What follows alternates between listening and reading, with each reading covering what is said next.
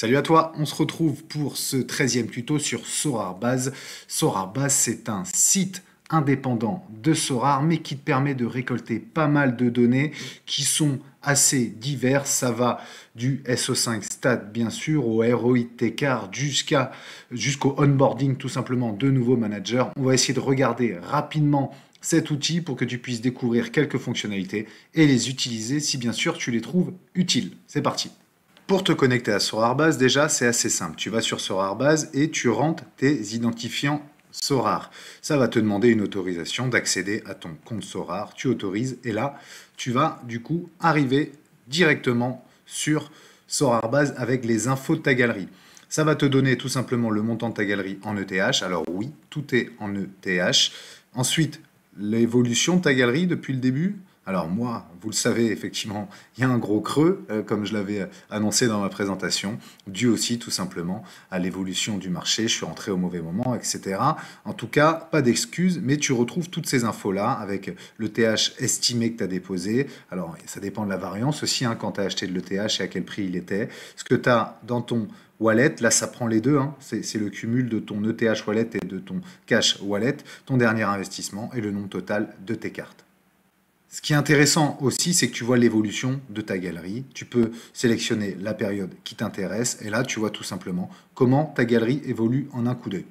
En un coup d'œil, tu peux aussi aller voir les dernières cartes que tu as acquises, comment se comportent tout simplement leurs variations de prix. Là, par exemple, j'ai eu Lucas Fernandez à 0,02, son dernier prix est estimé à 0,018, ce qui me fait une différence, bien sûr, de 0,002, soit 10% de moins. Et tu vois l'évolution en un coup d'œil aussi de tes cartes que tu peux aller filtrer directement ici aussi pour aller voir tes gardiens selon la rareté, etc. L'avantage, c'est qu'en cliquant là, tu peux aussi filtrer pour voir lesquels ont pris le plus, bien sûr, de plus-value. Donc moi, par exemple, c'est Gauthier Hein que j'avais eu à 0,027 qui aujourd'hui vaut 0,019. Donc on voit que ici il y a une grosse variation aussi. Ça peut être intéressant si tu te demandes si tu dois vendre certains joueurs pour aller voir tout simplement si tu as une belle plus-value à faire sur ces joueurs-là. Autre onglet intéressant, c'est l'onglet Trading. Tu vas voir l'état tout simplement de ton achat-revente, c'est-à-dire tous les joueurs que tu as achetés et tous les joueurs que tu as vendus, et donc la différence en ETH entre les deux. Le nombre de cartes que tu as vendues avec du profit, le nombre de cartes que tu as vendues avec de la perte. Moi, j'ai un trading négatif de moins 1 de ETH, lié aussi au fait que j'ai décidé de prendre ma moins-value sur des cartes achetées au pic en 2022. Donc là, tu peux voir aussi les cartes qui t'ont rapporté le plus en volume ou le plus en pourcentage, et à l'inverse, le moins en pourcentage et le moins en volume aussi. Alors, quand c'est pour un trade, tu vois bien ici que comme j'ai tradé ma récompense, ça me met moins 100%. Ça peut fausser aussi tout simplement l'état de ta galerie actuelle parce que si à l'inverse, tu as eu un joueur en trade mais que tu ne l'as pas encore vendu, ça ne reprend pas en compte ta plus-value. Donc c'est sûr que ton trading est un peu biaisé avec ça, mais c'est toujours intéressant d'aller voir aussi en un coup d'œil l'état de ta galerie et les cartes qui ont le plus augmenté. Un onglet que je trouve très intéressant, c'est le SO5 Stat. Dans le SO5 Stat, tu vas pouvoir voir ce que tu as gagné chaque mois ou chaque week-end, etc. Et la répartition sur tous tes gains. Est-ce que c'est le palier rare, le palier limited? Est-ce que c'est une reward que tu as eu, un montant que tu as eu en compétition? Par exemple, si tu as gagné la All-Star, etc. Ça vient ici. Et aussi les rewards, donc les cartes que tu as gagnées, le montant tout simplement des cartes gagnées, comme tu vois ici. Donc c'est au prix auquel elles étaient évaluées le jour où tu les as eues. Et moi, ce que j'utilise et ce que je trouve hyper intéressant, c'est le ROI de tes cartes. Si on prend par exemple l'exemple de Miguel Vargas en rare, j'ai un ROI sur la carte pour l'instant de plus 8,56%. Pourquoi? Parce que je l'ai eu à 0,6 ETH et il m'a rapporté pour l'instant 0,051 ETH, qui fait 8,6%. Donc je ne l'ai pas encore rentabilisé, vous imaginez bien. Par contre, si on regarde Bouba Camara ici, je l'ai eu à 0,035 et il m'a déjà rapporté 0,044. Comment c'est calculé ça? Ça prend tout simplement les paliers que tu as eu et les rewards que tu as eu dans les line-up où il y avait Bouba Camara et ça divise par 5.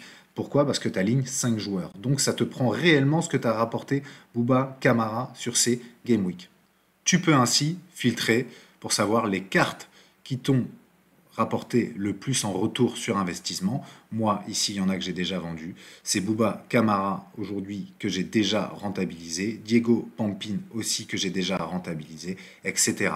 Ça te permet de vendre aussi, pourquoi pas, des cartes en te disant celle-là, de toute façon, je l'ai déjà rentabilisée.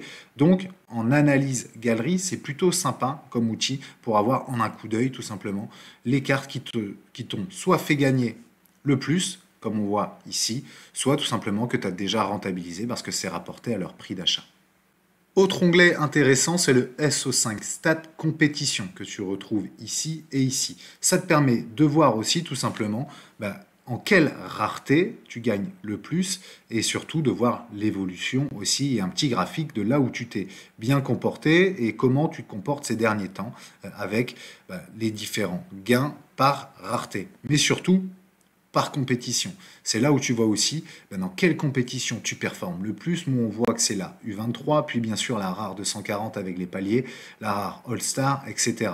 Ça, c'est dû notamment au fait qu'avant, les paliers étaient dans la rare All-Star. On les retrouve d'ailleurs ici.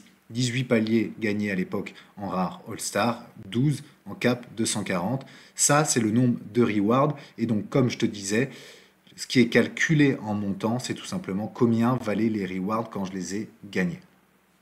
Tu vois aussi ton meilleur classement ici, donc 4e en All-Star. J'ai encore jamais fait de podium, j'espère que ça arrivera un jour. Et ton meilleur classement et surtout, soit la moyenne des scores, soit le meilleur score que tu as pu avoir. Donc intéressant aussi pour avoir ces stats tout simplement. Autre onglet aussi sympa, surtout avec la période actuelle, et quand tu as beaucoup de cartes, tu peux pas tout suivre.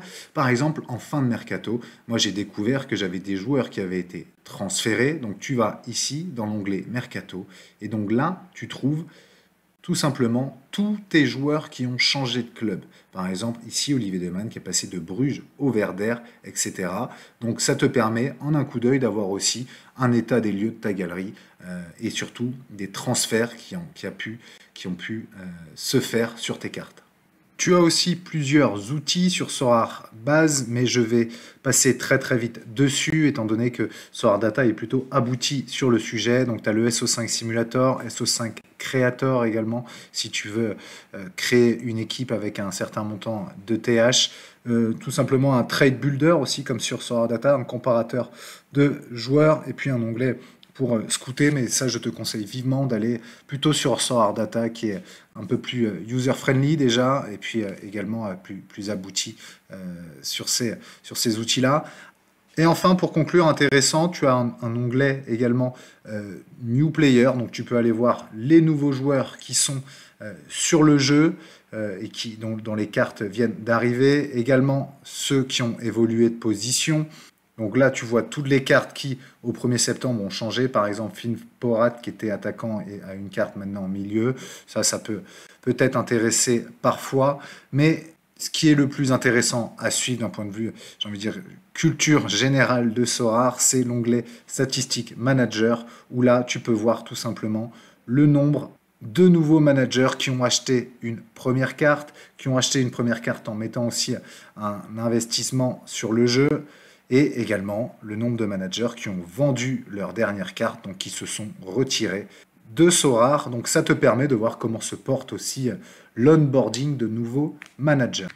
C'est la fin de ce tuto sur Sorare Base, un outil sur lequel moi je vais de temps en temps, surtout pour voir aussi le ROI de mes cartes notamment, un peu voir aussi l'onboarding de nouveaux managers, etc. Donc un outil qui peut être un complément assez intéressant. Je te laisserai aller le voir en détail si tu ne le connais pas ou si tu ne l'utilises pas beaucoup non plus. On a vu quelques fonctionnalités, certaines peuvent être aussi intéressantes pour améliorer tout simplement sa galerie, son gameplay, etc. Je te dis à très vite pour un prochain tuto. Salut!